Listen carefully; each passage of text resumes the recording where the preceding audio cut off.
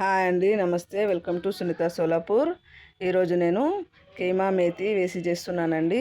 ఇది ఎలా చేసుకోవాలంటే, ఒక కడాయి పెట్టి 2 టేబుల్ స్పూన్ల ఆయిల్ వేసి, ఆయిల్ హీట్ ఎక్కిన తర్వాత కైమా అందులో వేసేసుకొని ఆయిల్లో మంచిగా ఫ్రై అయిన తర్వాత అల్లం, కొత్తిమీర, వెల్లుల్లి పేస్ట్ వేసుకోవాలి. 1 స్పూన్ పసుపు వేసి ఆయిల్లో మంచిగా కలపాలి.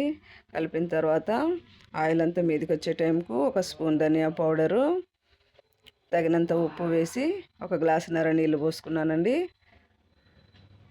ఒక 70% ఉడికిన తర్వాత ఇందులో కడిగి శుభ్రం చేసుకున్న మెంతికూర వేసుకోవాలండి. పూర్తి డీటెయిల్ కోసము నేను ఫుల్ వీడియో పెట్టానండి, అది చూడండి, ఇంకా క్లియర్గా తెలుస్తుంది మీకు. అయితే ఈ మేతి వేసినప్పుడే కలపకూడదండి, చేదెక్కుద్ది. కాసేపు ఆగి కలుపుకొని కూర దగ్గర పడే టైంకు మసాలా కొత్తిమీర వేసుకొని స్టవ్ కట్టేస్తే కీమా మేతి రెడీ. మీకు మా వీడియో కనుక నచ్చినట్టయితే సబ్స్క్రైబ్ చేయండి, లైక్